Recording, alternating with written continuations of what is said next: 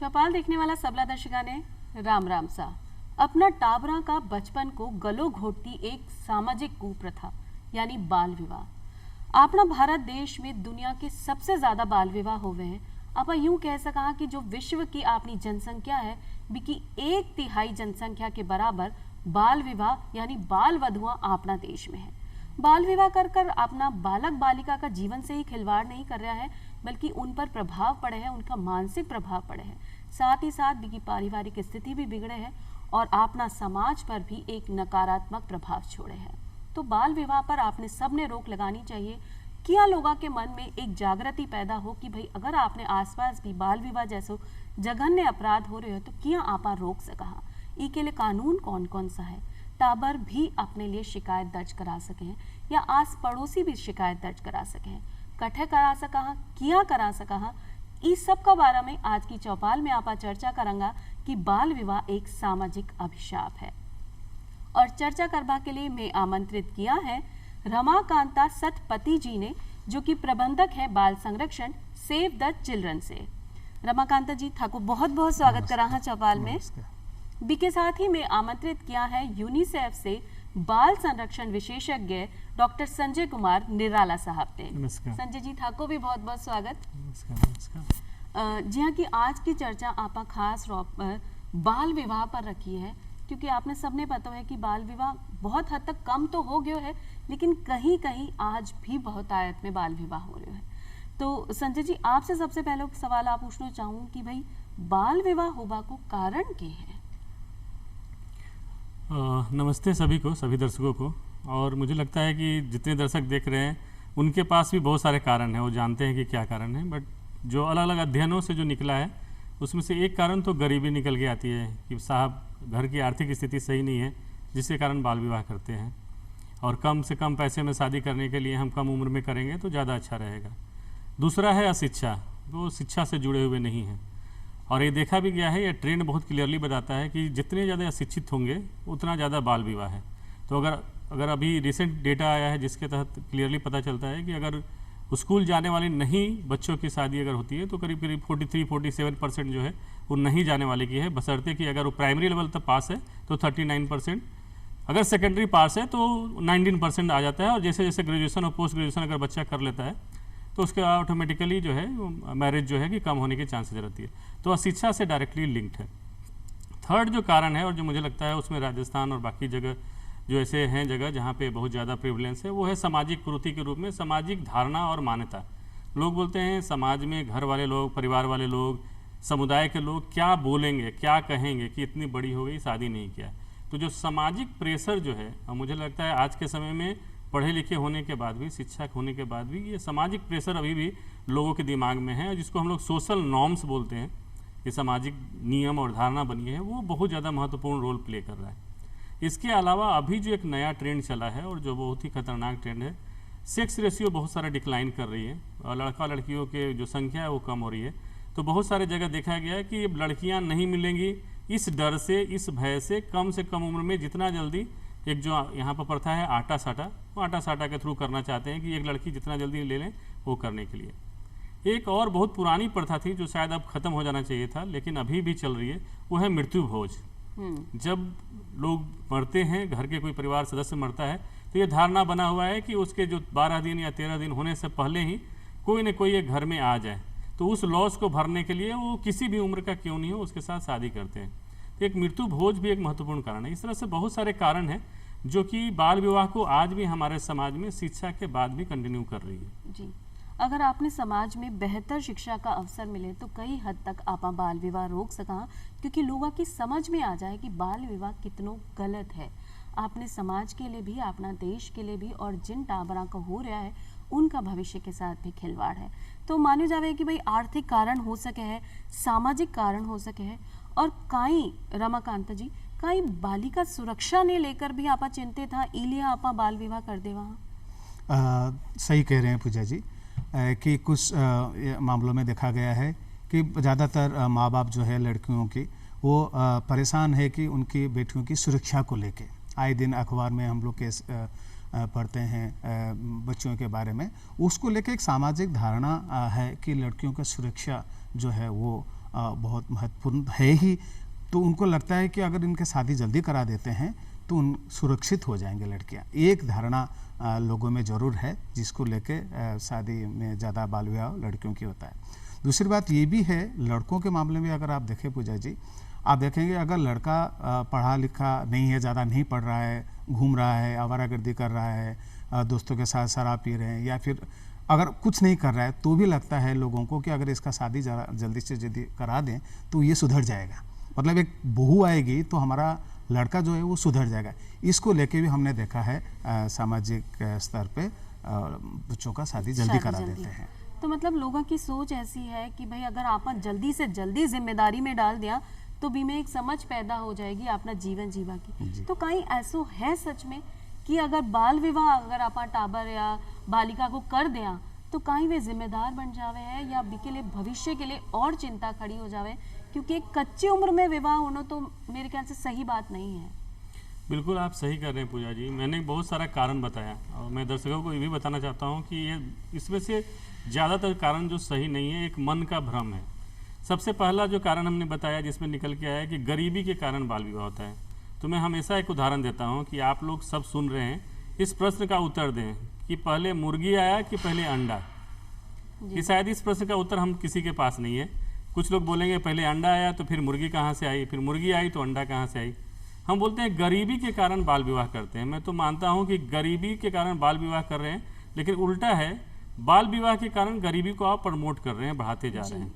तो अगर आप सही में गरीबी से बाहर निकलना चाहते हैं तो बाल विवाह ना करके बहुत सारे आपको गरीबी के जो कारण है उससे आपको बचने का तरीका मिलेगा। अब बोलेंगे कैसे, आप तो बोल रहे हो ये सही नहीं है। इसका 2-3 कारण है, उदाहरण में देना चाह रहा हूँ।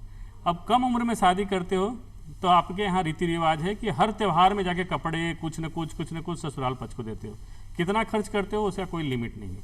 दूसरा, आपके यहाँ ये भी है कि कम उम्र में शादी करोगे तो कम उम्र में माँ बनेगी। जब कम उम्र में माँ बनेगी तो उसके साथ शारीरिक दिक्कतें आएगी, मेडिकल का खर्च आपका 2 गुना 4 गुना बढ़ गया है। डेटा बोलता है कि जितने भी राजस्थान में बाल विवाह हुए हैं उसमें से लगभग हर एक 5वीं लड़की कम उम्र में 18 से कम में माँ बन जाती है।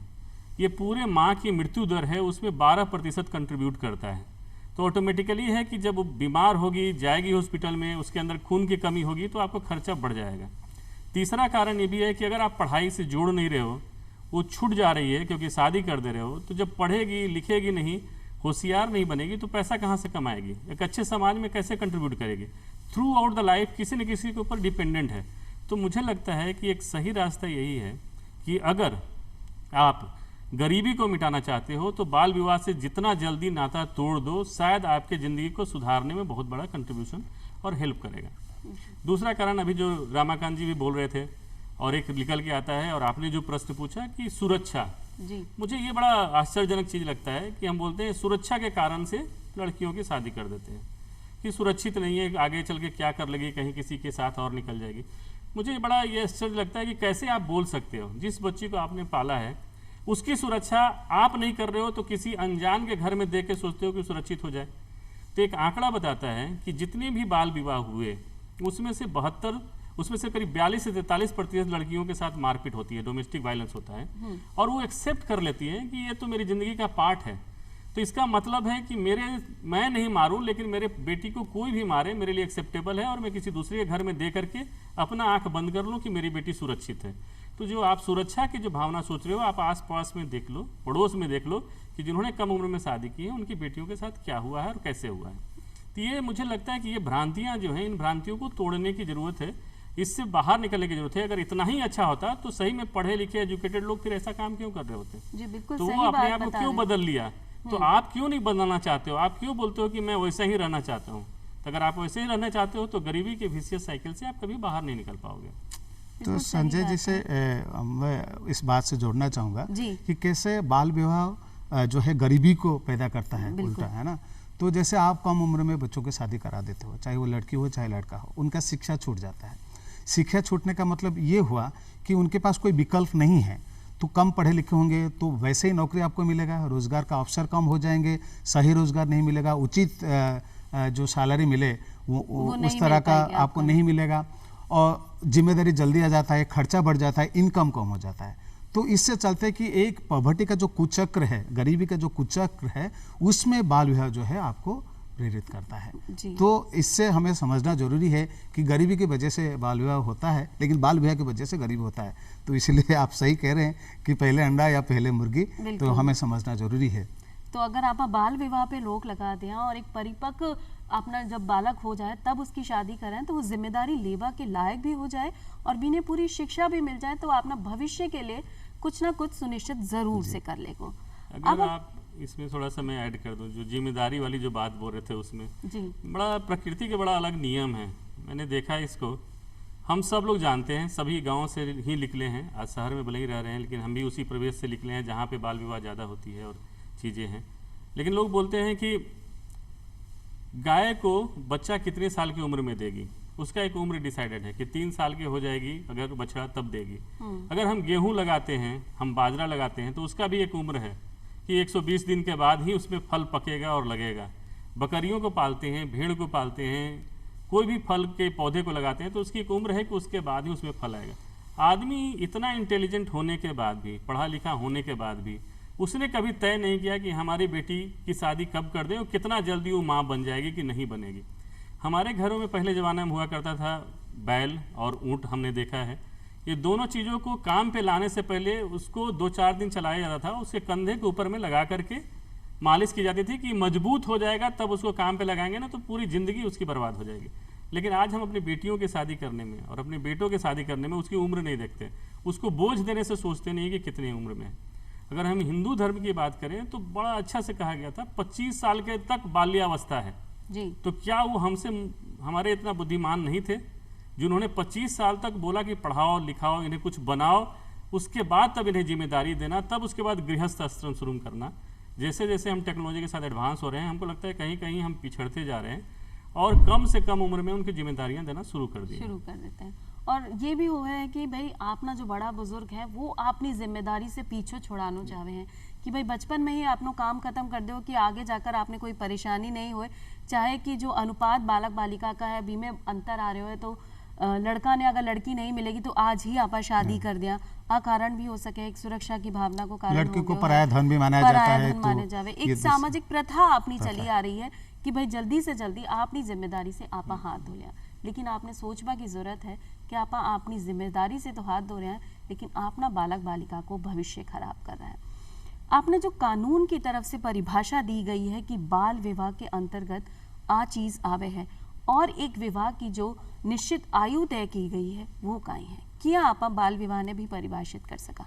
जो भारत में जो प्रमुख कानून है वो है चाइल्ड मैरिज प्रोहिबिशन एक्ट, बाल विवाह निषेध कानून, जो 2006 में बना और 2007 में नोटिफाई है।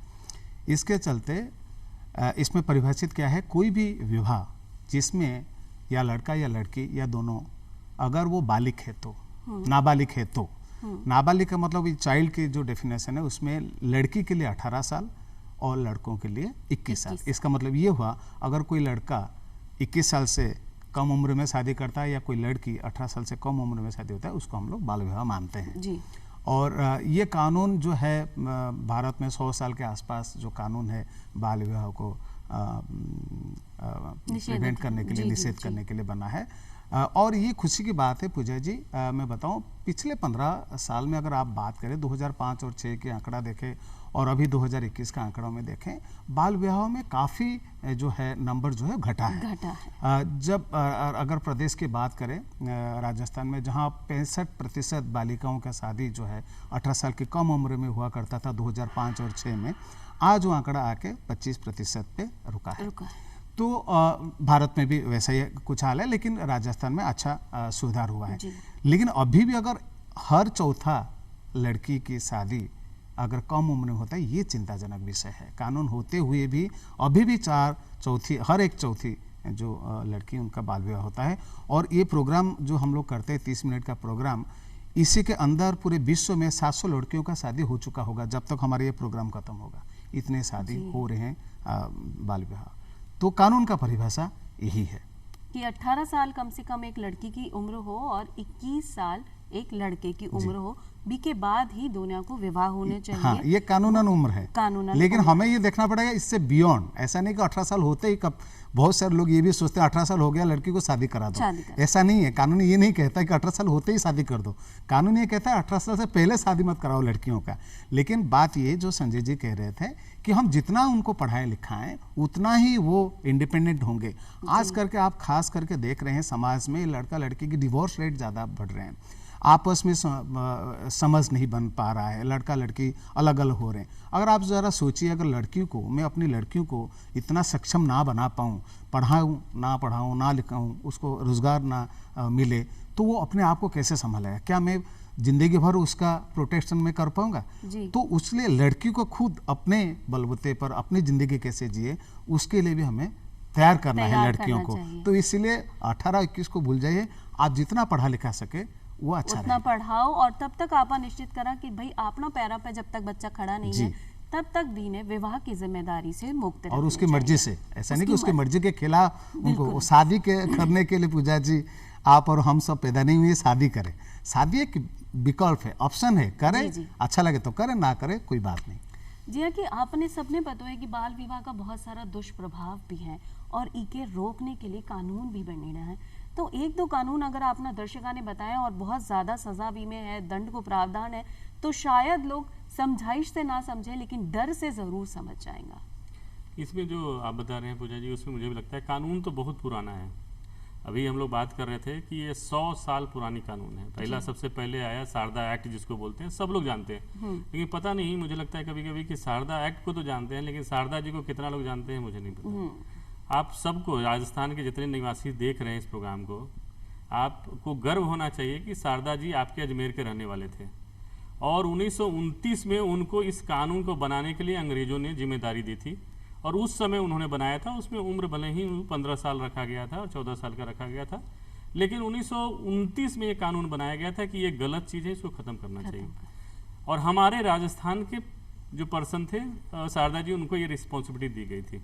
तो कानून उस समय आया और उस समय भी सजा थी। बाद में अभी चेंज होकर के, जैसा कि रमाकांत जी ने बोला, 2006 में आया, और जिसको PCA में बोलते हैं, prohibition of child marriage act के नाम से बोला जाता है।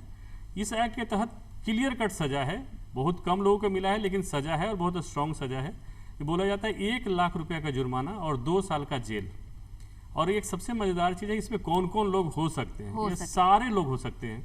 अगर उसके फादर हैं, उसमें हलवाई है, उसके अंदर बाजा बजाने वाला है, उसके अंदर कोई और रिश्तेदार आए हुए हैं।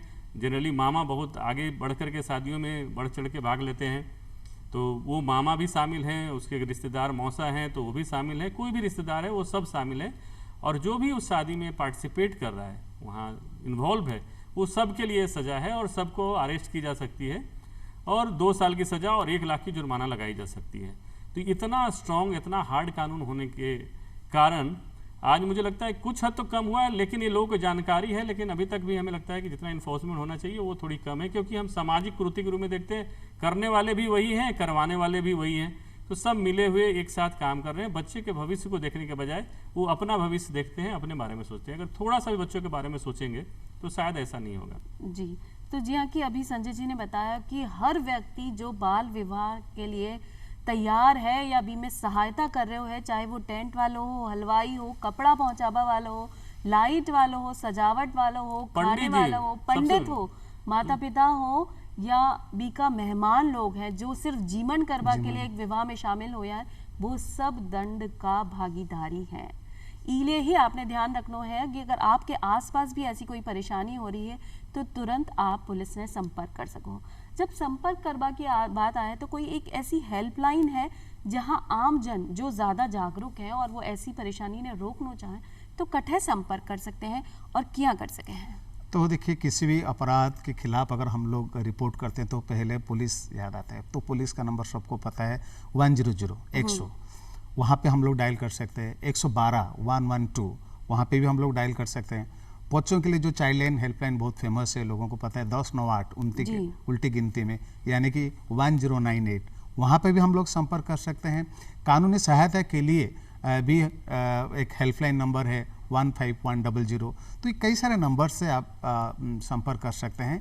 अगर आप किसी को नंबर भी पता नहीं है, हर एक पंचायत में आपका जो है आंगनवाड़ी वर्कर है, एएनएम दीदी है, आपका सरपंच है, आपका पंचायत सेक्रेटरी है, आपका जो एसडीएम है, तहसीलदार चाइल्ड मैरिज प्रोहिबिशन ऑफिसर है, बाल विवाह प्रतिशत अधिकारी जो है वो तहसीलदार है, आपकी एसडीएम है। आप किसी को भी संपर्क कर सकते हैं और आपको सहायता मिलेगा और आपकी जो तथ्य देगा, जो रिपोर्ट करेगा, उसकी गोपनीयता भी रखा जाएगी। तो निश्चिंत होकर मुझे लगता है कि आवाज़ उठाना चाहिए, रिपोर्ट होना चाहिए। जब तक रिपोर्ट नहीं होगा तो कोई कार्रवाई, स्टेट जो है कार्रवाई नहीं कर पाएगा, नहीं कर पाएंगे। पुलिस और कार्रवाई आपने नहीं कर बहुत ही पाएगी। सही बात बताई रमाकांत जी कि गोपनीयता भी में रखी जाए, क्योंकि कई बार लोगों ने लगे कि भाई आपने समाज से बेदखल कर दियो जाएगो, अपनो राशन पानी जिया कि अपनी पहली प्रथा है कि गांव से ही अलग कर दो, इको हुक्को पानी बंद कर दो। इसलिए ही अगर गोपनीयता की विश्वसनीय है तो आप रिपोर्ट करा सको हो। रिपोर्ट करावा के लिए आपने 112 पे करा सको हो, 1098 पे करा सको हो या 15100 पे करा सको, कोई सा भी नंबर पर आप शिकायत करा सको हो। जी संजय जी, आप बीच में कुछ बोल रहे हैं। ये इसमें एक चीज़ और ऐड करना चाह रहे हैं, आपने बहुत क्लियरली बताया, कानून पूरी तरह से प्रोटेक्शन देता है जो रिपोर्ट कर रहा है उसको, तो गोपनीयता रखी जाएगी। तो मुझे लगता है, डर लगता है कि मैं अगर करूँगा तो शायद पता चल जाएगा, वो मुझे बता देंगे। तो मुझे लगता है जो भी अधिकारी काम कर रहे हैं और अगर वो आप ऐसा करते हैं तो उनके लिए भी है कि आप उस इन्फॉर्मेशन को नहीं दें, और अगर आप देते हैं तो कानूनी ढंग से आप गलत चीज़ कर रहे हैं, जिसके लिए आप भी लायबल बन जाते हैं। दूसरा सबसे इम्पोर्टेंट पार्ट ये है जो रमाकांत जी ने बोला कि ये सब नंबर पर आप रिपोर्ट करवा सकते हैं, लेकिन कानून ये भी बोलता है कि आप सो मोटो कॉग्निजेंस भी ले सकते हैं। किसी अधिकारी को अगर पता चलता है कि ऐसा हो रहा है तो किसी की कंप्लेन का इंतजार करने की जरूरत नहीं है। हाँ, कि कोई मुझे कंप्लेन करेगा तब मैं जाऊंगा, तब मैं वहाँ पे एक्शन लूँगा। मुझे वही लगता है, मैं हमेशा बोलता हूँ, हमारे ग्रंथों में बड़ा क्लियरली लिखा हुआ है कि बच्चा जो है सो भगवान का रूप है। जब भगवान के रूप है और भगवान के साथ कोई गलत हो रहा है तो हम सबको शायद खड़ा होने की ज़रूरत है। बाकी ग्रंथों में भी लिखा है कि अल्लाह का रूप है, सबके रूप है, गॉड के रूप हम मानते हैं। जब अगर उनके साथ गलत हो रहा है तो शायद हमें उनके साथ खड़ा होने की ज़रूरत है, नहीं कि जो गलत कर रहा है उसके साथ खड़ा हो। तो मुझे लगता है जो सो मोटो कॉग्निजेंस वाला जो पार्ट है, शायद हमें अधिकारियों को भी उतना ही एक्टिव होने की ज़रूरत है जितना पेरेंट्स से हम एक्सपेक्ट करते हैं या जो बाकी लोगों से एक्सपेक्ट करते हैं कि वो हमें कंप्लेन करें तब मैं जाके एक्शन लूँगा, बजाय कि खुद अपने लेवल पर भी एक्शन लें। क्योंकि आप उससे क्या है, केवल 2 बच्चों की ज़िंदगी नहीं बचा रहे हैं, आप आने वाले 30 से 60 ईयर तक जो उनकी लाइफ है उसकी लाइफ बचा रहे हैं और देश के प्रोग्रेस में उनको कंट्रीब्यूट करने में हेल्प कर रहे हैं। बहुत ही सही बात है कि भाई आप ना स्वयं का विवेक ने काम में लो। आपने लगे है कि भाई गलत है तो आपने शिकायत करनी चाहिए, और ज़रूरी नहीं है अगर आप बड़ी पोस्ट पर भी हो और आप जिया कि बताए कानून के संबंधित हो, तो अगर आपने पता चल रहा है कि कठे ऐसी गलती बात हो रही है तो आप स्वयं जाकर भी रोक सका, बनिस्बत इसके कि कोई आपने आकर शिकायत करे है। और ये एक सिर्फ सामाजिक अभिशाप नहीं है, अपितु ये एक दंडनीय अपराध भी तो है। नागरिक समाज के एक सदस्य होने के नाते मेरा ये फर्ज बनता है, चाहे मैं एक युवा हूँ या मैं टीचर हूँ या फिर मैं आम गांव के रहने वाला हूँ या कोई अधिकारी हूँ, कुछ भी मैं कर रहा हूँ, लेकिन मेरा पहला कर्तव्य ये है कि मेरे सामने मुझे पता है कोई अपराध होने वाला है, तो ये मेरा रेस्पॉन्सिबिलिटी है कि मैं रिपोर्ट करूँ।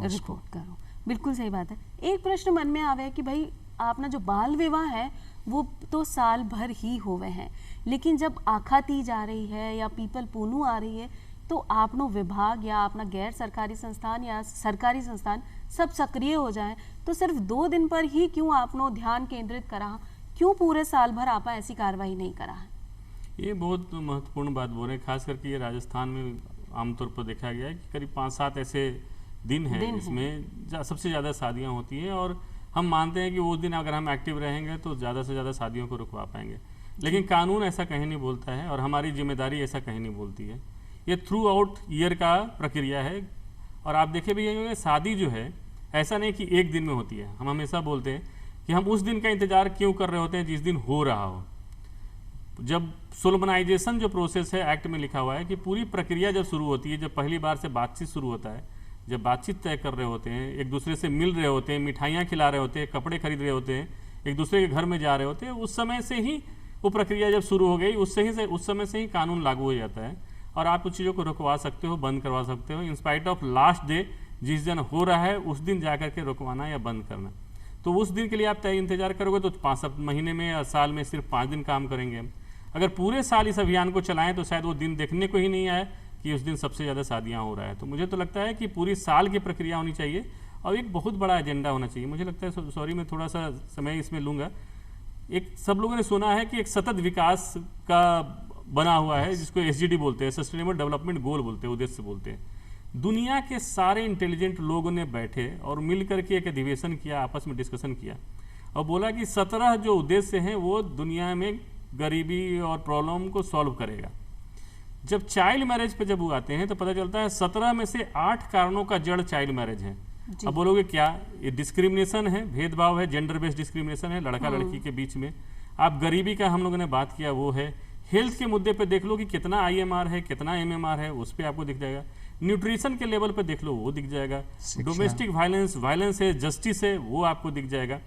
मतलब समाज के हर एक विकास में ये रोड़ा है और मुझे तो लगता है कि रूट कॉज हमें देश को आगे बढ़ने में नहीं कर रहा है, उसमें एक सबसे बड़ा रोड़ा है। तो मुझे लगता है इतनी बड़ी समस्या, लेकिन इतनी हम लोग नॉन सीरियस कभी कभी काम और एक्शन के रूप में देखते हैं, जो मुझे लगता है जैसा कि रामाकांत जी बताया बहुत बढ़िया चेंज आया है। लास्ट 15 सालों में लगभग 25 से 30% का कम हुआ, 64 से घट करके अभी 25% आ गया।